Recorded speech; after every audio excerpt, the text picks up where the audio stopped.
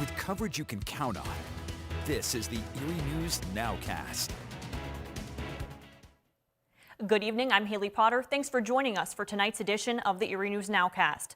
Guilty on all charges. That's the verdict against former Minneapolis police officer Derek Chauvin in the death of George Floyd while he was working as a police officer last summer. This is a look at those three charges against Derek Chauvin faced. The jury tonight found him guilty of second-degree murder, third-degree murder, and second-degree manslaughter. Jay Gray is live outside the courthouse in Minneapolis.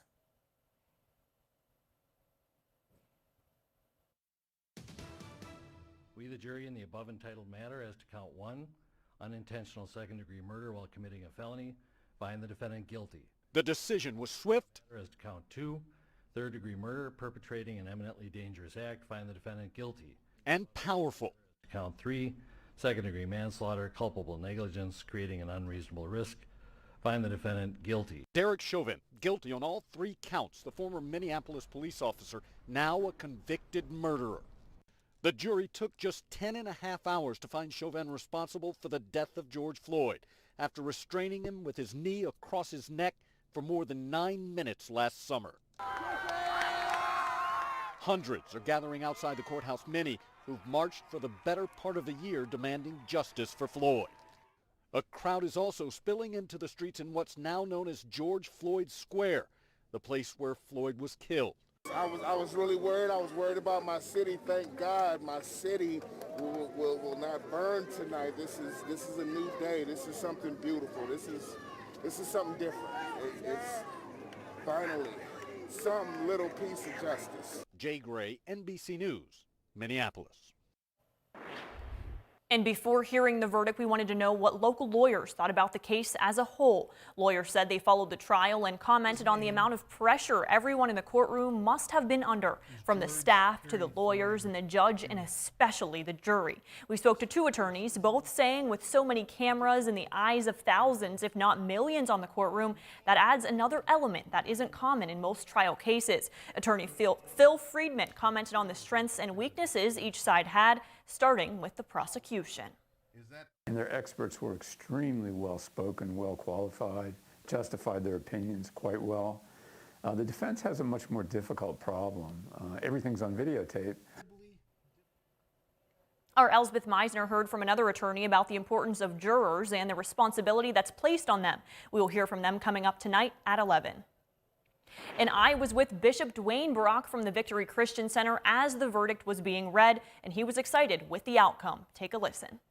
The world was waiting with great anticipation to see a guilty verdict on all the charges. And of course, that's exactly what happened. And I thank God. I will have much more from Bishop Brock coming up on Erie News Now at 11 o'clock.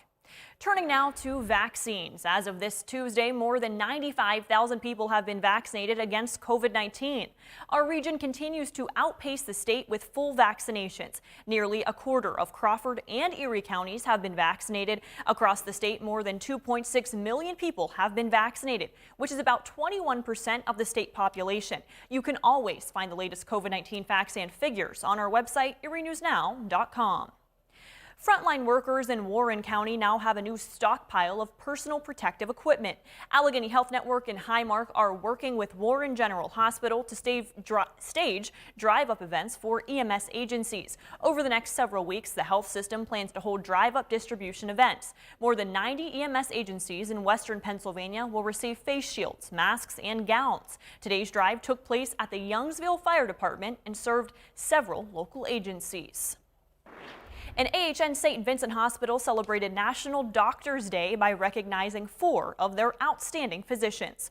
The 2021 honorees are cardiac surgeon Dr. Ross Peterson and emergency medicine physician Dr. Wayne Jones. They also celebrated the 2020 honorees whose celebration was missed, of course, because of COVID-19. Those are infectious disease physician Dr. Howard Nadwarney and orthopedic surgeon Dr. Mark Bloomstein. Each doctor was recognized with a $500 gift card, which they donated back to local charities. The doctors talked about the challenges of the last year and how they felt appreciated by the community. You know, the most appreciation we got was when we helped people when they were critically ill. Much appreciation there. But secondarily, we gave a lot of vaccinations here. Working in the hospital, taking care of sick people, particularly COVID patients, has meant everyone has needed to be really careful, whether it's masks and shields and garb, and it's been much less interactive than I really would have liked it to be. A big congratulations and thank you to these doctors. On behalf of each doctor, the Erie County Medical Society also contributed to each of the 4 charities. The state is pledging $13 million toward homelessness assistance. According to Governor Tom Wolf, the funding will be used for 17 projects through the state. Erie County will receive nearly $192,000 for emergency shelter services at the City Mission, Community of Caring, SafeNet, Erie United Methodist Alliance, and Community Shelter Services. The organization's Director of Development says the additional funding will help mitigate the fallout from COVID-19. A bid to return to the ice this year has ended for the Ontario Hockey League as the OHL announced today it has canceled the season. A recent rise in COVID-19 cases and a stay-at-home order all ended the hopes of a return this year. OHL Commissioner David Branch said he expects all 20 teams in the league to return next year. He made the statement also saying there will be plenty of financial challenges because of the pandemic. For the Erie Otters, they have been a staple for 25 years here in the Erie community, and despite the concerns created by the pandemic pause, Otters officials told us today the team is certainly not going anywhere.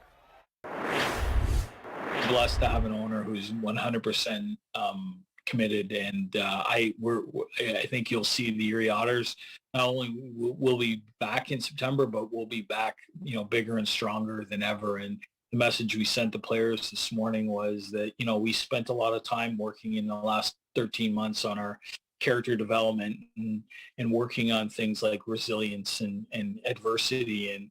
And this kind of plays right into it. We're going to brand new ideas, and we're gonna rev up the excitement at the Erie Insurance Arena. Now, a schedule for many of the events turning toward next season will be released in the next 7 to 10 days, according to the commissioner, and we will, of course, keep you updated. Thanks for joining us for the Erie News Nowcast. Join us for our next news at 10 p.m. on the CW and 11 p.m. on WICU and WSEE. Have a great night.